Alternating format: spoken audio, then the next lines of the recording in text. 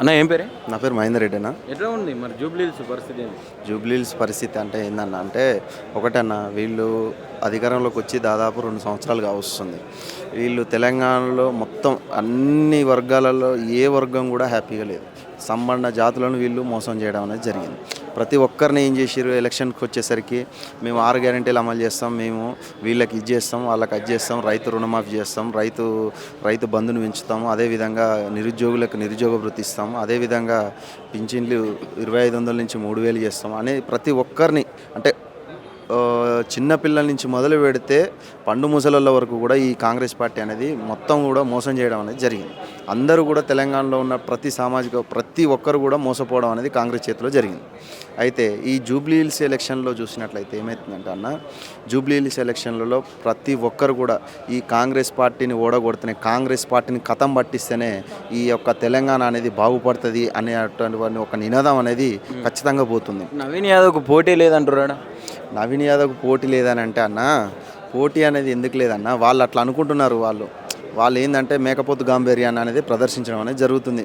వాళ్ళు ఏంటంటే పీపుల్స్ని మిస్గైడ్ చేస్తున్నారు. కొంతమంది సోషల్ మీడియా పెయిడ్ ఇన్ఫ్లుయెన్సర్ని పెట్టి ఏదో మేము చేస్తున్నాం, మేము గెలుస్తున్నాము, మేమే వస్తున్నాము, మేమే ఇంత మెజార్టీ కోసమే ట్రై చేస్తున్నాం తప్పించి మాకు పోటీ లేదు అన్న భ్రమని ప్రజల్లో కల్పిస్తున్నారు. లాస్ట్ టైం ఎలక్షన్లలో కూడా మనం తీసుకున్నట్లయితే టీఆర్ఎస్ పార్టీ మీద చాలా వరకు కూడా ఫేక్ మీడియా, సోషల్ మీడియా ఇన్ఫ్లుయెన్సర్లతోటి చాలా దుష్ప్రచారం చేపించి ఆ ఎలక్షన్లో కొంచెం లబ్ధి పొందడం అనేది కాంగ్రెస్ పార్టీ జరిగింది. కానీ సేమ్ ఐడియాలజీని కూడా ఈ ఎలక్షన్లో వీళ్ళు ఈ ఎలక్షన్లో ఇంప్లిమెంట్ చేస్తున్నారు అన్న. కానీ అది లేదన్న, అది 100% కాదు. అది 100% కాదు. వాళ్ళు ఓడిపోతారు, కంపల్సరీగా ఓడిపోతారు. దాంట్లో ఎలాంటి సందేహం లేదన్న. సరే, ఇంకోటి నిన్న మాగంటి సునీత మీద కూడా మన పొన్నం ప్రభాకర్ గారు, తుమ్మల నాగేశ్వర్ గారు కొన్ని వ్యాఖ్యలు చేశారు. ఎట్లా చూడొస్తారు అన్న? ఒక భర్త చనిపోయినటువంటి ఒక తెలంగాణ, మన తెలంగాణలో ఆడపిల్లలు అంటేనే ఎంతో గౌరవం ఇస్తారు.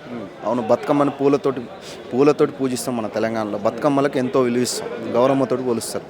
అట్లాంటి తెలంగాణలో వీళ్ళు ఒక ఆడపిల్లని ఒక ఒక ఒక భర్త చనిపోయిన మహిళని పట్టుకొని మీరు ఇట్లా వీళ్ళని ఈ విధంగా కామెంట్ చేయడం అనేది చాలా తెలంగాణ మొత్తం సమాజం మొత్తాన్ని, మహిళా సమాజాన్ని మొత్తాన్ని కించపరిచిన విధంగా ఈ వాక్యాలను చూడొచ్చు అన్న మనం.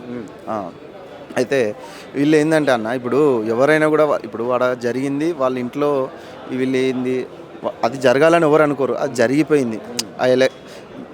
బై ఎలక్షన్ అనేది వచ్చింది. అట్లా వస్తే వాళ్ళు కావాలని ఎందుకు ఎడుస్తారు అన్న? వాళ్ళ ఇంట్లో మనిషి కాదు అన్న, వాళ్ళ హస్బెండ్ కాదు అన్న, వాళ్ళ భర్తనే కదా.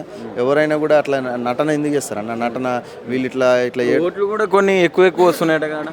అవునన్న, జూబ్లీహిల్స్ ఎలక్షన్లలో మొత్తం కూడా కాంగ్రెస్ పార్టీ అనేది ఏం చేస్తుందంటే ఓట్ చోరీ అనేది రాహుల్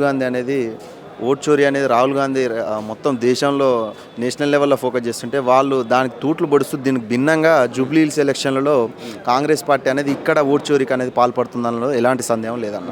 ఇక్కడ బీజేపీ ఎందుకు మాట్లాడుతుంది?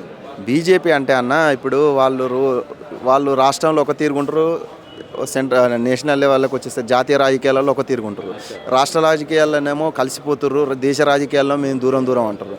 ఈ ఇద్దరిట్లలో ఎవరు నమ్మాలన్న? ఇది ఏందనంటే వీళ్ళిద్దరు కూడా రాష్ట్ర లెవెల్లో వీళ్ళిద్దరు Revanth Reddy and BJP party and core team కూడా వీళ్ళంతా కూడా ఏమవుతుందంటే కుమ్మక్కై ఇక్కడ ఈ ఎలక్షన్లో బీఆర్ఎస్ను ఓడగొట్టాలని వీళ్ళిద్దరు పని కట్టుకొని చేయడం అనేది జరుగుతుందన్న. ఫైనల్గా అంటే ఏంటంటే అన్న, జూబ్లీహిల్స్ నియోజకవర్గ ప్రజలారా ఒక్కసారి ఆలోచించండి. యావత్ తెలంగాణ ప్రజానికానికి మీరు ఒక దిక్సూచిగా ఉంటారు. ఈ 6 గ్యారెంటీలు అమలు చేయడంలో కాంగ్రెస్ పార్టీ అనేది పూర్తిగా విఫలమైనందున మీరు ఒక్కసారి దయచేసి ఆలోచించండి. ఈ కాంగ్రెస్ పార్టీని మీరు ఎట్టి పరిస్థితుల్లో కూడా ఇక్కడ ఒక ఓటు అనేది ఎట్టి పరిస్థితుల్లో కూడా మీరు అనేది వారికి వేయకూడదండి. ఒకసారి ఆలోచించండి. మొత్తం తెలంగాణలో ఉన్న సంబంధ వర్గాలు మొత్తం కూడా వీళ్ళు సఫర్ కావడం అనేది ఈ కాంగ్రెస్ పార్టీ వాటికి జరుగుతుంది. కాబట్టి ఒకసారి మీరు ఆలోచించి మార్పు కోసం భాగంగా మాగంటి గోపీనాథ్ సునీత గారికి మీ అమూల్యమైన ఓటు వేయాల్సిందిగా కోరుకుంటున్నాను.